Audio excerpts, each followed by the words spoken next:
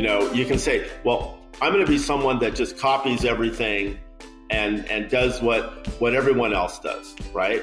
And that's who I am.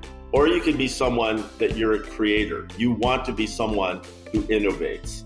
And you have to make that decision within your soul of what you want to do. That's a very important step, because I believe a lot of people are not concerned about imagination and inspiration and creativity.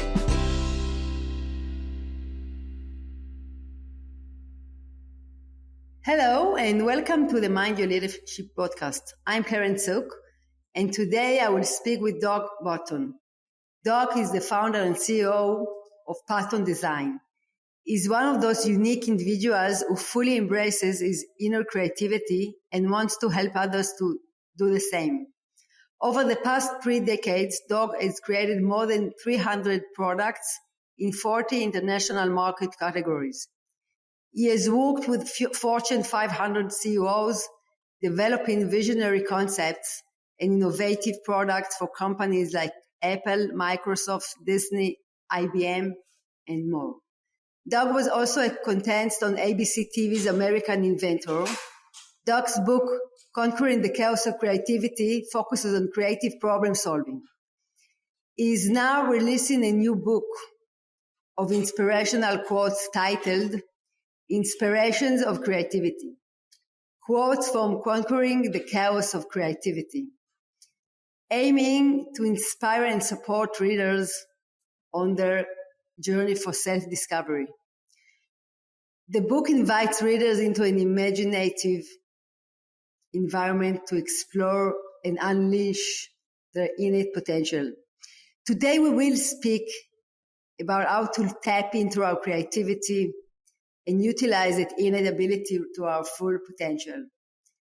So, thank you for joining.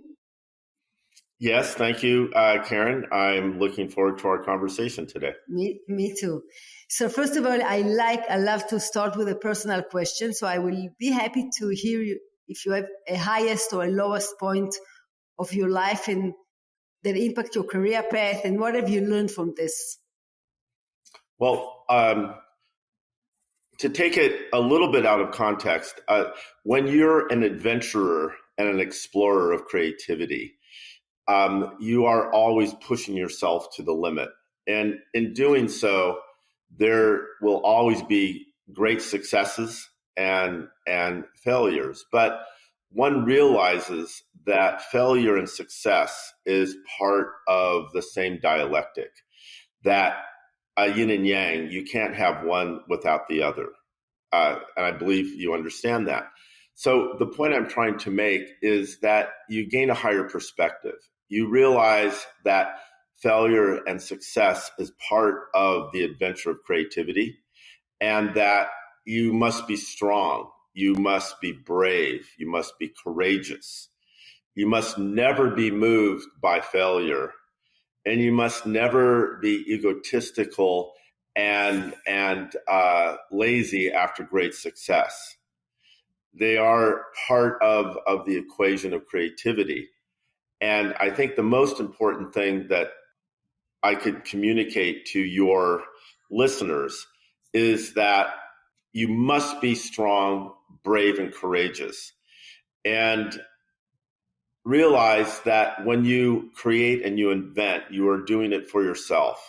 You are doing it in a way that completes your point of view of the world, that the status quo will always resist change, that you must be within yourself and not be worried that what you create or what you do maybe initially isn't accepted. But if you're true to your view and harness that, it is important. I can give you a quick story of when I was working with a world famous ophthalmic surgeon in the early 80s, and he was exploring a method of when you have cataracts, how to put what is essentially a foldable lens into the capsular bag of your eye. Before that, it was a glass lens. So I had, along with him, I invented a way to inject it in the eye, a special way to control the unflowering of the energy of the lens. And I went to ophthalmic conventions and I showed it to doctors. I said, look at this. I can control this. Is amazing. It can be just a 3 millimeter incision instead of one that is 180 degrees, like a 10 millimeter incision that you guys are using. And doctors, who you would think are the most philanthropic and humanitarian, we're saying, well, why would I do that? Surgeons, patients don't know what I do. This is ridiculous. I don't even want to do it. Why would I have to do this? And so it took for the ophthalmic community about 10 years to accept this new surgical procedure. And I was just a young inventor, and I sold a lot of, I did a lot of licensing at a low price. This is one of my first big inventions. Now, every surgery in the world, every day, uses my invention. Literally every surgery of ophthalmic surgery uses that. And and this was one of my first big inventions right out of college, that I did. And you have to realize that it is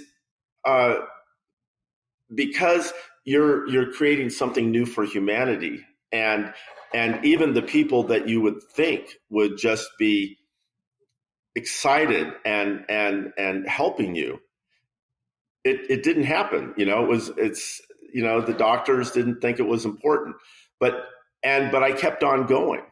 I didn't stop. I kept marketing it. I kept trying. I kept showing it.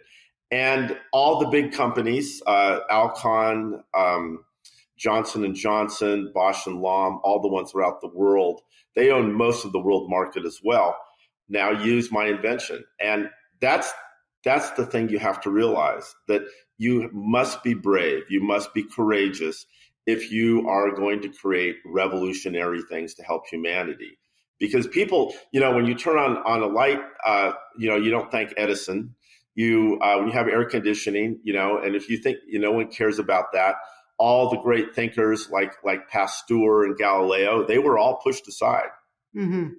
And that is the nature of creativity. You must understand that you're doing it based upon your own values. And if you're doing something great, you must be brave and stick with it. And society may not accept it, but like with my lens injector system, it took about 10 years until the world totally accepted it. So that's a really long answer, but I hope it has value to people that are now trying to be creative. Absolutely. So I really connect to what you're saying, because you actually said, first of all, you need to believe in your idea and to be consistent and to be aware that you will have rejections along the way. Actually, as significant the rejection is, maybe the big as the idea is, right? Because people need to fully understand a new concept,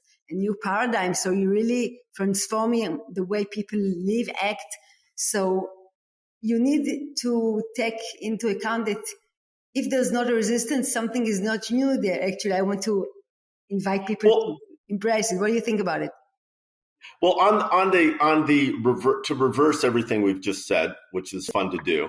On the other side, to flip the coin, I've done many things that are immediately accepted, that are like consumer products. For example, I invented a faux flame candle that I worked with Disney in the haunted house, and then they said, well, we'd like to take this and make it a product. Would you like to create a company with us? And I said, sure.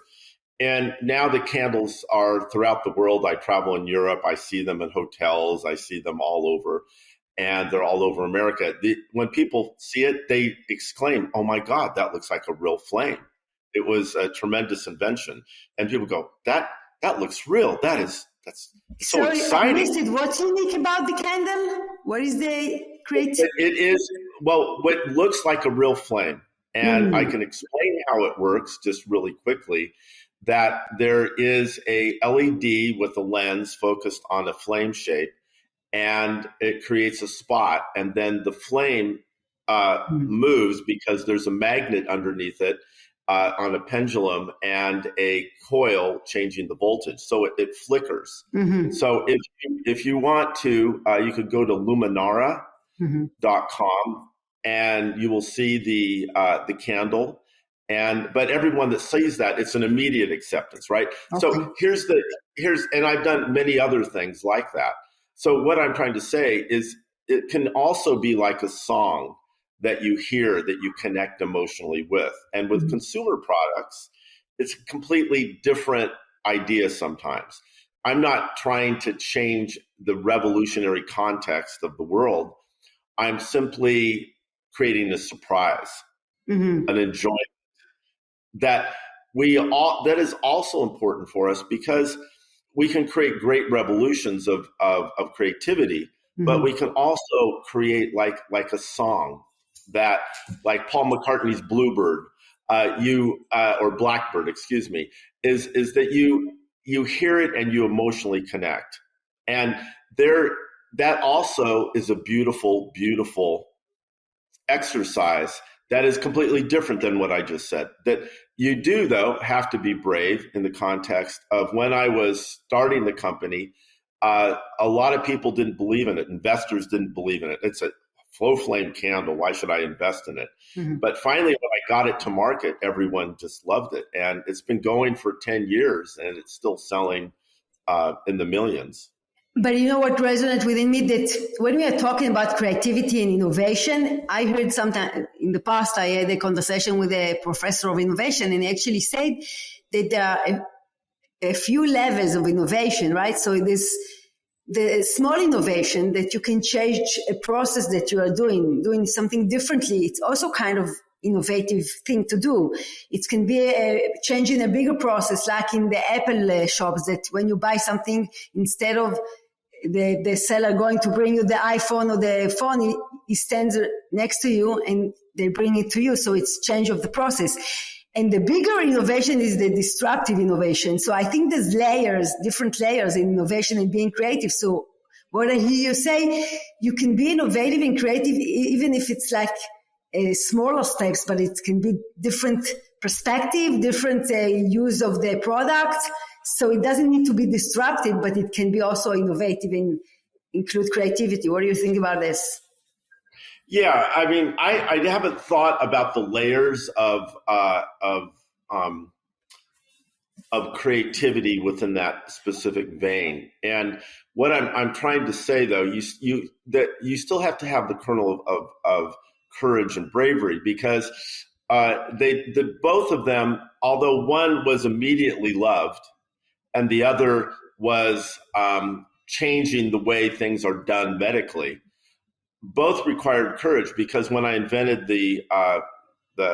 this faux flame candle, it was looked at so trivial, and I couldn't get investors, and I couldn't get it to the public, because large companies don't accept innovation. They see the same old, and they replicate it. But now this was a new invention. No one had ever seen it.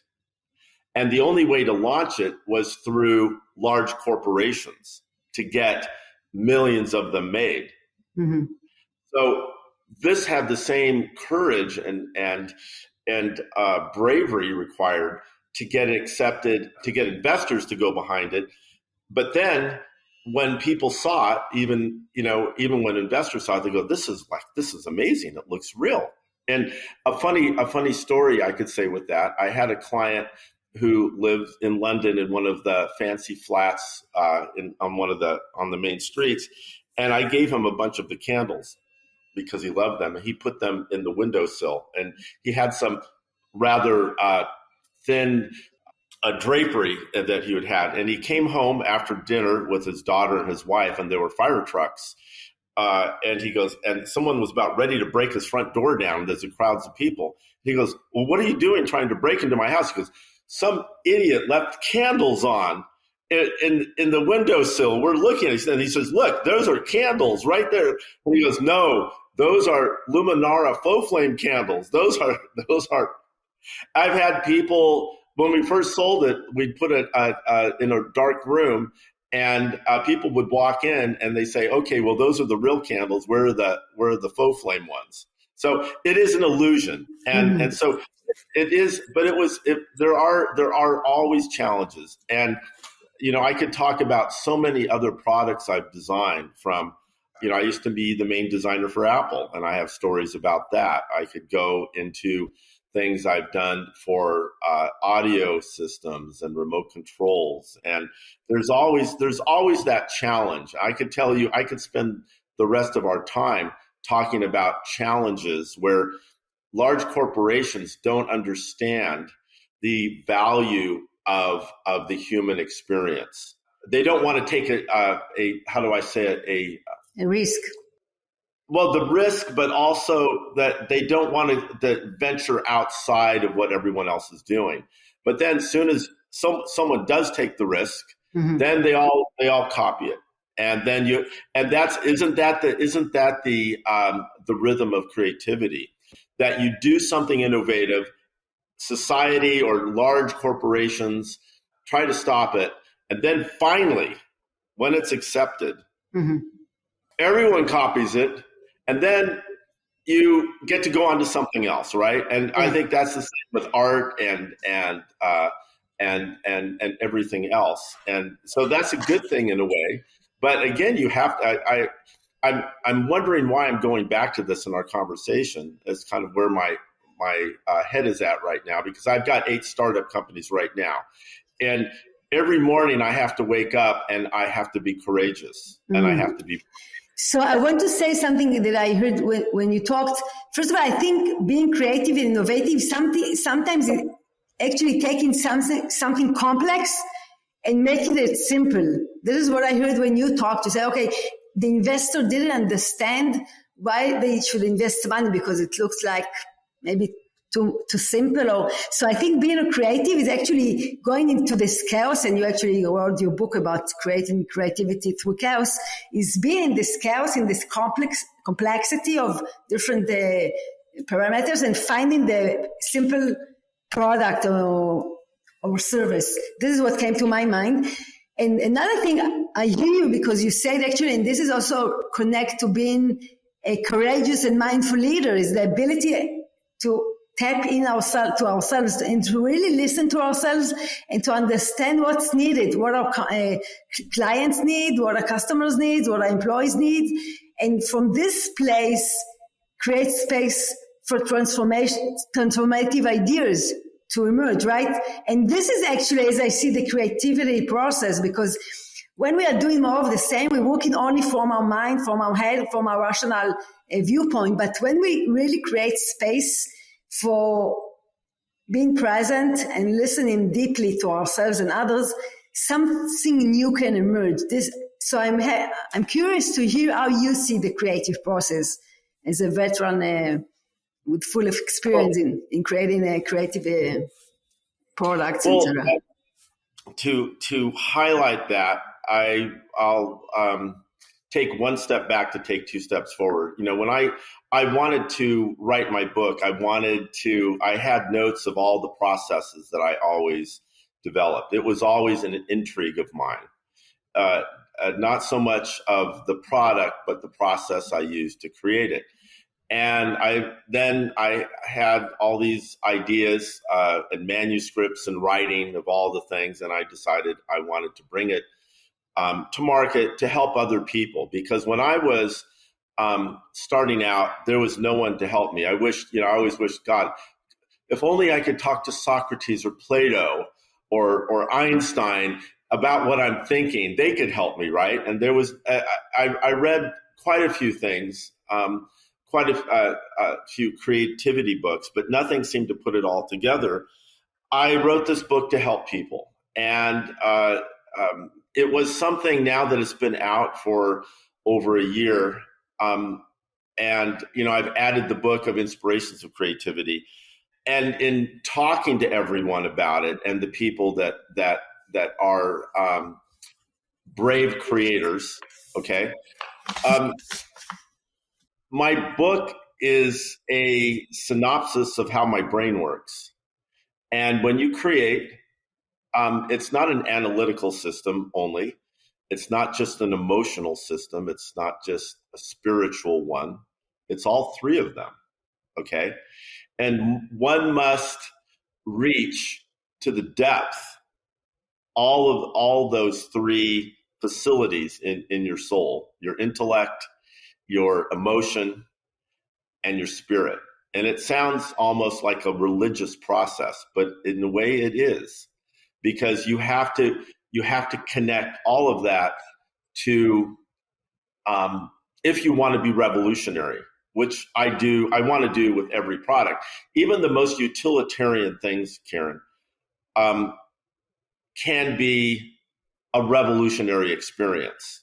And we don't have a lot of time, but I could talk to you about a lot of utilitarian objects that people think are rather bereft of any capability of change, but they are not, right? Mm-hmm. So to answer your question, I describe in my book the fact that I have a creative construct, and it is based upon patterns and processes that I hold in the chaos of creativity. It's a free space.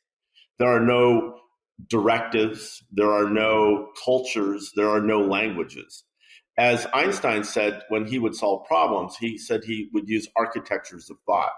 He wouldn't base his creativity upon solely upon mathematics or his knowledge of physics.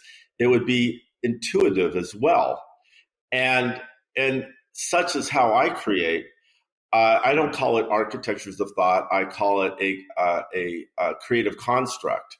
So I have a way of creating that is not based upon my language of English. It's not based upon mathematics, physics. It is my own construct that is a free space to create, that is a language of creativity that I would like to teach. And anyone who's listening now, I hope these seeds that I'm planting could be sown. Read the book and try it. It isn't something that you can develop in 5 easy steps in a half an hour. It is something. It's a lifetime of being opening up your mind. We are not taught creativity and imagination from our youth in K through 12. In fact, it is eliminated, and we are taught to be mediocre and do what we're told and follow the rules, and that's important to in society. To an amount. But we are not taught to be creative, imaginative souls, and this is something that in my heart I could cry over, because I've talked to so many educators and so many people that it is our innate ability that is not being considered. And furthermore, if I could just go on just a little bit more, I'm not sure how much time we have, but in Isaac Asimov is a very famous science fiction writer, and he has written the Foundation series. There's about 5 or 6 books in there, and he talks about a war between two planets. One that uses the innate powers of humanity, that expands upon them to the point where it is almost superhuman what they do. And then the other, similar to us right now, technologists, that everything is, and they have AI, and to kind of make a long story short, the planet that had used all the innate powers of humanity won. And I am writing an article right now about the innate powers of a person compared to AI. We have a supercomputer in our brain that I call the subconscious cloud, that can be utilized. It's like a supercomputer that runs 100 times faster than our conscious brain. I use that. I've developed it over decades. And we have this innate ability. It's an amazing tool. And I wish I could reach millions of people and teach it, because AI is a wonderful thing, but we have that innately within us. So, I want to ask you that if leaders and managers and individuals are listening to us and they are curious to create more space for creativity in the day-to-day in their companies and their lives, they want to embark on this journey of creativity, what will you offer them? Which strategies or techniques to start to create space for this creativity in the day-to-day? I know it's a big question, but only small steps. Right. They have to free their mind. And how I'll ask a question back. How can you embark on this grand journey? Right. It's not it would be degrading to them if I gave them the 5 simple steps that they could practice for 5 minutes and all of a sudden these fabulous creationists. It would be an insult to them. What I'm saying is you must look within yourself that you want to free your mind and you want to be revolutionary. You must have that desire and passion. That is the first thing. If they don't have that, there is nothing I can do for them. But if they can find that bravery and courage, the best thing, and I know it sounds self-promotional, but it's not, is get my book, read it, and start that journey. I would just challenge them to, why wouldn't you do it? Why would you not want to free your mind and be adventurous creativity? And the processes of it are there. Like in my book, I have I call like a toolbox of creativity. Like when you're going to fix your car, you have all these tools. Yeah. I talk about the tools, but then you have to learn to be a mechanic to actually fix a car. A spanner wrench or a crescent wrench or some. If you don't know how to use it, it doesn't really matter. You have to be educated. I would love to create a Bachelor of Science, a master's, and a doctorate degree in creativity, because that can be a powerful source.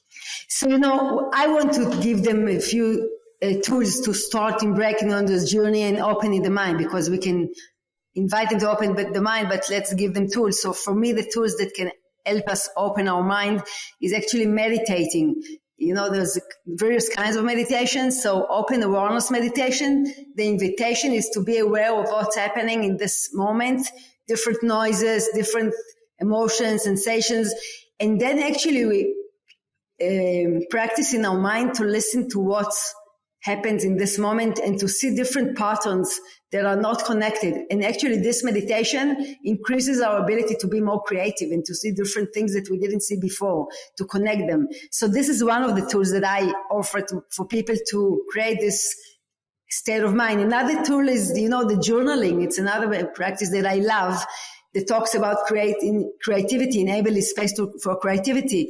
It's like taking 10 minutes, take a pen and a paper and write whatever comes to your mind without judging it, without stopping, without rationalizing it. If you don't have what to write, I don't have what to write, I don't know what to write, and then things will emerge from the unconscious.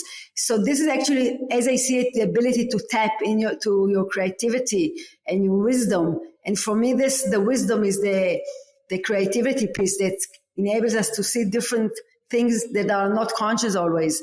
So I do think that we can practice, if we want to embark on this journey. I understand that it's a big concept, but we can start with the baby steps to create this space within ourselves in order for new wisdom to emerge, right? Otherwise, we actually doing more of the same and we're not tapping to this place. Yeah. In my book, I talk about it's creativity for everyone. There's 42 chapters. It's divided into this interconnected whole of psychology, analytics, and spirituality. And I invite people just to go in the book and find what are they looking for. And in many cases, you need an internal motivation to help you. And I have techniques for that. Sometimes you need an external one. You know what you want to do, but you don't know how to apply it into the real world. Mm-hmm. And it is, there are small techniques, but as a note about meditation, I do have a chapter in my book about meditative problem solving. And it is based, I started early in my career in college with a well-known teacher called Muktananda. He was one of the highest level Hatha and Natha yoga teachers. And he taught me, and it was, I grew up in the hippie era in San Francisco. That's where transcendental meditation was going on. But the techniques I learned from Muktananda, I use. I still meditate every day. I try to free my mind and expand my mind. And that's a wonderful, wonderful process. And what's really fascinating, I also have exercise problem solving, because it's been shown in science that when you do a repetitive thing like run, you can get to the same state of mind as when you're meditating and sitting. That you can kind of, there's so many ways to get there. It doesn't have to be sitting. It could be a long run, whatever gets you to that. Walking in nature, right? Also walking in nature, clearing your mind, letting your thoughts. There's so many paths. And so it is there. You have to start small, as you said, it is a grand adventure. But let me just say this. I invite everyone to take that grand adventure. Mm-hmm. And don't worry about how hard it's going to be, but try to look inward and want to be someone that's a creator as opposed as a user. You can say, well, I'm going to be someone that just copies everything and does what everyone else does, right? Mm-hmm. And that's who I am. Or you could be someone that you're a creator. You want to be someone who innovates. And you have to make that decision within your soul of what you want to do. That's a very important step, because I believe a lot of people are not concerned about imagination and inspiration and creativity. Mm-hmm. They're more like, I'll just follow what everyone does, and I'll do that. This other person at the company, he's the creator. I'll just let him create, and I'll just do things based upon that. Right? A lot of people, most people are in that category. Mm-hmm. And it's not their fault. They weren't trained to do that. Weren't trained to be creationists. What I'm challenging anyone who's listening is to wake up. You can see my little sign here that this is a poster of chapters in the book. It's wake up. Whatever it takes, wake up your mind, wake up your thoughts, because you have great innate potential. And that's what's important. It doesn't matter how big of a step you take or how you do it. Just find a path. I'll put it to you, Karen, is that how do you make someone want to be creative? This is what I want to refer to that you said, because I think, first of all, creativity is based upon passion. If you have passion for something, you will be creative. It's your inner motivation. So I'm not sure you can force on people to be creative. They want it. You can invite them. You can trigger them. And they need to do this step. So I will invite them to explore this space and to listen, to find their own path, because I believe that each and every one of us has his own path. And once we are on our right path, so then we'll bring our present, and this will bring the present, right? The present actually bring the present, because we're really listening to our added value, because I really believe that each and every one have different present to the world. And this is, for me, the creativity and the passion. It all connects together. But as you said, not everybody is connected to themselves. A lot of the people are sleepwalking, I call it. Walking but sleeping, they are not awake, as you said. And I believe that people are getting up, awakening because of a place that they want to grow and evolve, and they choose it. All life choose for them. They go through an accident or life stop them in order to explore the right path for them. So what I hear you say, you're really passionate on inviting people to embark on to dare, to be brave, to tune in and listen to their added value, to what is excited for them, what they are passionate about, and explore it. And I think there they will find their creativity and be able to bring innovation to the day-to-day. What do you think?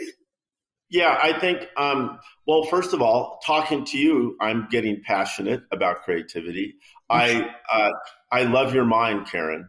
You have a beautiful creative mind, and I am enjoying it. And so within that I'm creating a little syllogism here that if I have a creative mind and you have a creative mind, C, your A plus B is equal to C. Maybe C is an awakening, and you're giving me a little bit of an awakening, even though all I do is creativity. So maybe what we can say to people is find someone who you think is creative. Okay, because doing things on your own sometimes is suffocating, and isn't what you need. Maybe find someone who you think is creative and talk to them, and talk to other people who are creative and ask them, well, how do you create, and maybe there's friends, maybe, whatever it is. I think that could be a very powerful form of talking to other people about it. Just staying within yourself sometimes is the wrong thing to do. What do you think of that? I love it. And actually, this is what I offer to my leaders and managers when I'm working with. I tell them, when you're thinking about, when you're between jobs or in the company, but you think there's something else that you need to do, just meet people for coffee. Listen to them, ask them, explore together, create this space to listen and to be surprised at the end of the day from the clarity that will emerge. But you need to be in this process to meet different people, listen to different voices, different ideas, and at the end of the road, something will emerge and you will have clarity, but you need to respect the process. And, we don't have patience for the process. We want to finish it and be creative and fix the problem, but it doesn't work like that, right? For creativity, we need time and space and place. This is what I think. Yeah, well, I think, it is, I've talked to so many people since I've written my book that say, I have no imagination, which breaks my heart. And it is the result of our culture. It's almost like saying I don't have a mind or I don't have a soul, right? And it is there. You need to find an environment that's transformative. Because I think a lot of the times if you get all these books, 5 easy steps to do this, 5 easy steps to lose weight, 5 easy steps to be creative, to be smarter with your day. All that is the thing that's most important about it. It gets you involved in the process, but you need people around you if you're starting that can inspire you. Because a lot of people say, well, I don't know I'm not passionate. How can I create my passion? But I bet if you and I got 5 people in a group for a day, and we said, just come to our, I don't want to call it a class, our get together somewhere. I bet between you and I, at the end of that day, those 5 people would be inspired, and they'd have this energy that they want to keep going with, right? And it takes that human element of interaction to help. And because, again, creativity is psychological. Creativity is spiritual. Creativity is analytical. It is, and it's not just one of those. It's the combination of those. And you need an experienced teacher to see someone. Someone might be an analytical person like Mr. Spock on Star Trek, right? And someone might be on the other side. I'll use Star Trek as one. McCoy, who's emotional and sees everything through emotion. That logic doesn't penetrate them. That they view everything as an irrational feeling. Right? You can't use logic to communicate with them, right?